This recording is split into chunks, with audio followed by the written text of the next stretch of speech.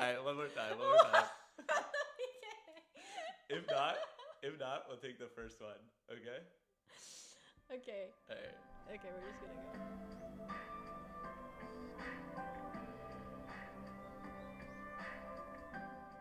Hello and welcome to the stories of Northern life from the Sault Ste. Marie Museum. We are continuing to answer your questions. This week, I got to chat with Alicia and Nick.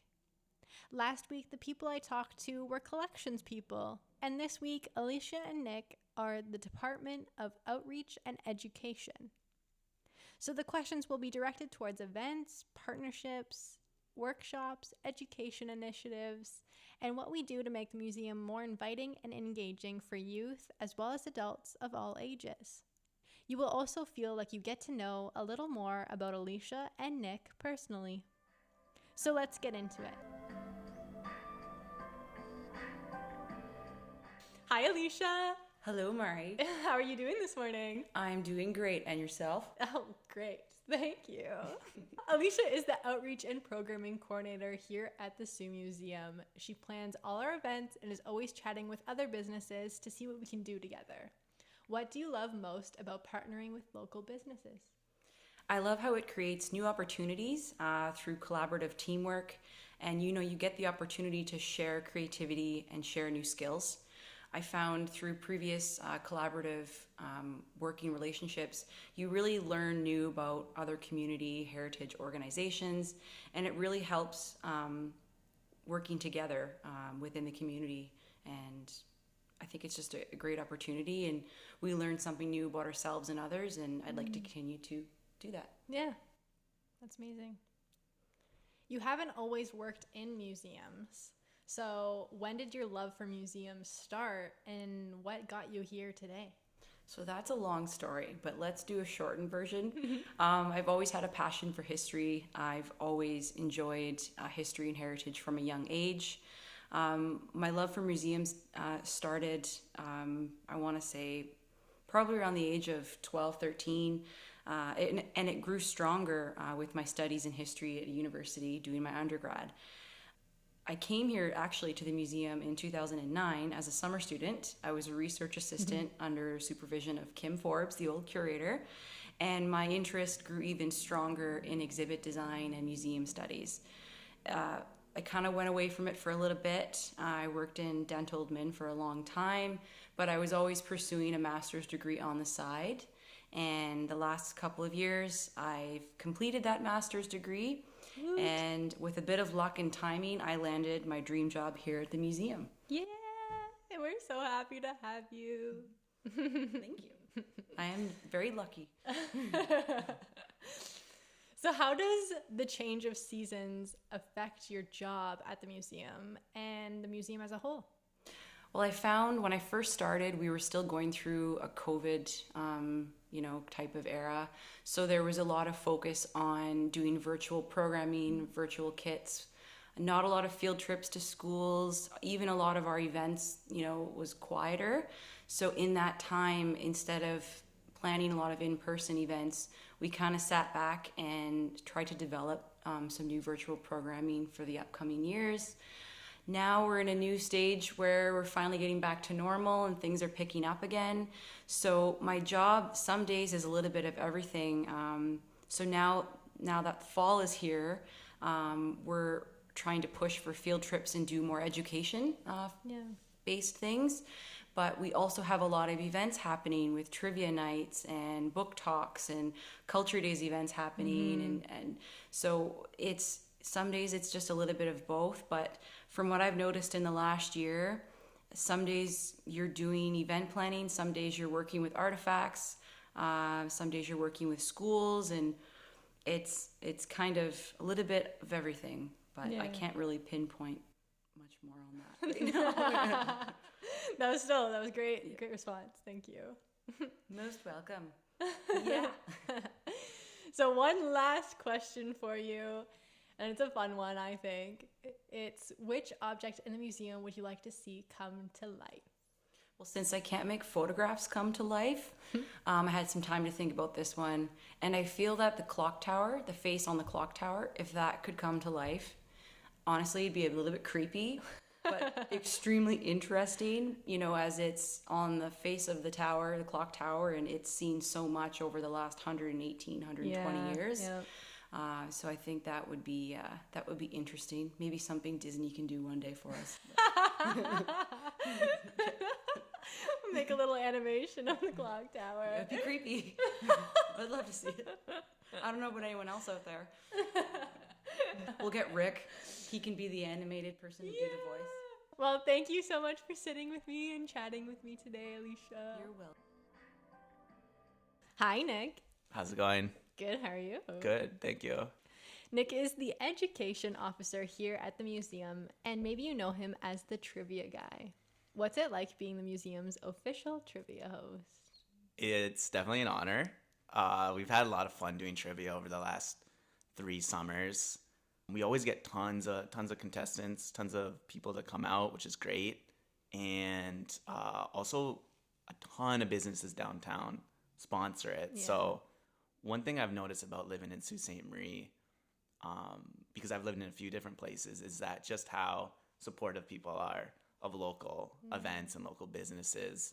So whether that's people coming out to the trivia or local businesses sponsoring it, the last 3 summers have really been a success. So it's been good being the host. I mean, my job is easy.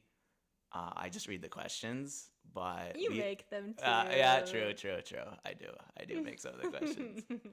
But it's been great. Yeah. So anyone who's been to the event, thank you. Anyone who sponsored the event, thank you. And hopefully next summer we'll have some more. Yeah. For season number 4. Yes. Do you have a best trivia moment from the past 3 years running? Best trivia moment, I would say. I mean, we've had some really close finishes, which has always been good. We've had teams, we've had it come down to 1 point, 2 points.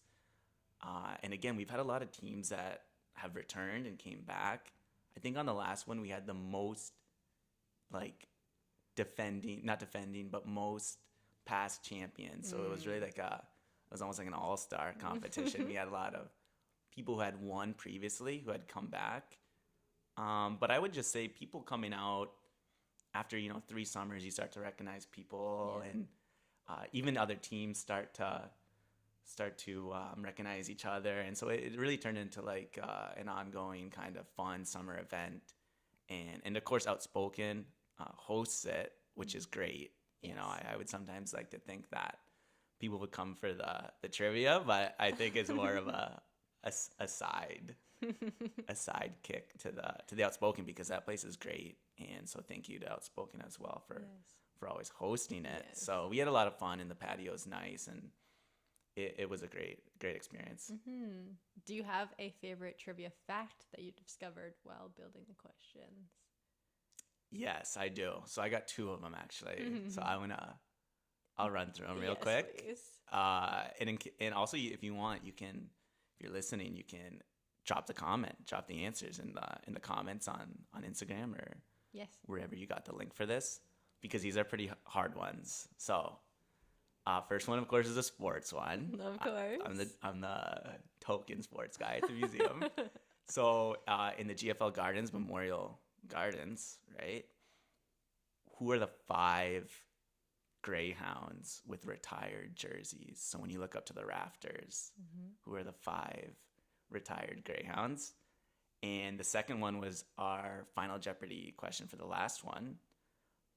And that one was on the Anishinaabe medicine wheel. What are the 4 colors and what are the 4 plants? So 8 responses in total to that one, 8 things. And then, of course, for the first one, the 5 retired jerseys. Those are good ones. Thank you. Yeah. No. So besides trivia, you have been working on education kits to send to schools that can't make it to the museum itself. These kits are filled with artifacts, lesson plans, activities to support the artifacts and the content inside. The kits look amazing, but someone asked, what are you doing to make the museum relevant to young people who can come to the museum? So thank you about the kits. Those will be nice to go out. But for sure, I mean, of course, when you come to the museum, it's great to read and to look at the different things behind the glass. But of course, it's nice to have some interactive stuff. And I think a great trip to the museum is a memorable one. Yeah. We have lots of stuff now coming out, especially now that COVID's kind of winding down. For a while, any of our hands-on stuff was, of course, put away or taped off. So right now we have the activity sheets for sure, which are always a hit, it seems. Yeah, which is great. So I get the privilege at the front desk to give the kids their prize once they finish the sheet, and they're always beaming with energy and excitement. And I always ask them if they've learned something, and they always give me a rough answer saying that they have a greater appreciation for Sault Ste. Marie and its history. So it's amazing. That's what it's all about. Oh, that's awesome. That's awesome. Thank you.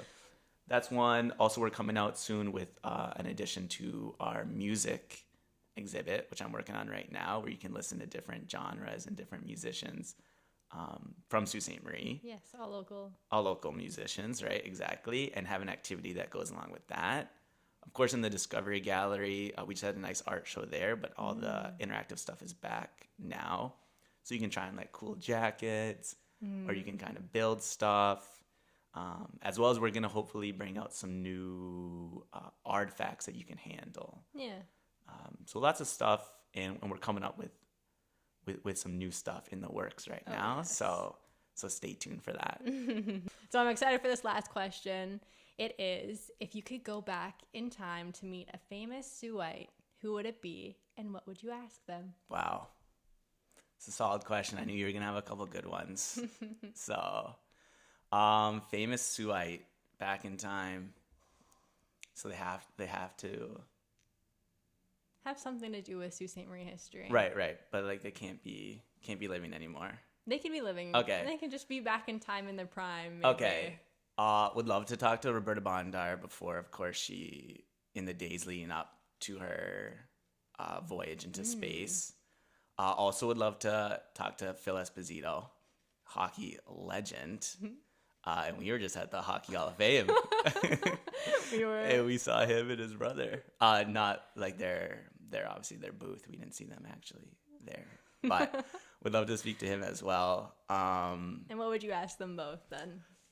For sure for Roberta Bondar. I mean, like I can only imagine in the build up to, when I was working in Spain, I would do some activities for the school there based on Roberta Bondar, especially during International Women's Day and the week leading up to that. So just to know, like, first to just go into space is incredible to begin with, but just to know that you're on the verge of, breaking so many boundaries. Yeah. And so how does that feel like? And then just in the day up and knowing that, I mean, sometimes just when you look up, you see the moon, just imagine that people are going into space. It's just incredible. So not only was she doing that, but she was also, setting a huge milestone for women. And there just must have been so many emotions that went along with that. Definitely. Phil Esposito, of course. I mean, he's just, we just had the anniversary, the 1972 Summit Series. So he was a part of that, which is a Canadian folklore just moment, right? So I think I would probably like to talk to him right before he made the big speech in Vancouver about the fans booing him. I'd love to talk to him about that. And then I would love to talk to him, of course, after when they won in Moscow and they won in Game 8, Paul Henderson. Let's go, Canada. So, but there's so many famous Sioux people, it's hard to choose. Yeah. There's so many. So, and one big thing from working here is just seeing how truly rich the history of Sault Ste. Marie is. You find a different appreciation, which I think it's great that you do this podcast too, because you've opened up a whole different way to see that history. So yeah. I think what you're doing is great. Amazing. Well, thank you, Nick, for joining me today.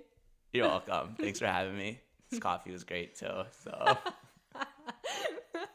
happy birthday. And again, if you know the answers to that trivia, you can drop it in the comments. Yes, please. And again, we'll be coming up with new educational stuff coming up soon. So also we want to start doing some English as a second language courses, a cafe français, and hopefully something for teens as well. So come down to the museum soon. You can see what we got in store. Yes, lots to look forward to. Definitely. Thank you. I am so lucky to work with this incredible team here at the Sioux Museum. We all hope we answered all your questions and you got an inside scoop on all the things Sault Ste. Marie Museum. If you have any more questions for us, find us on Instagram and Facebook at Sioux Museum and leave us a message.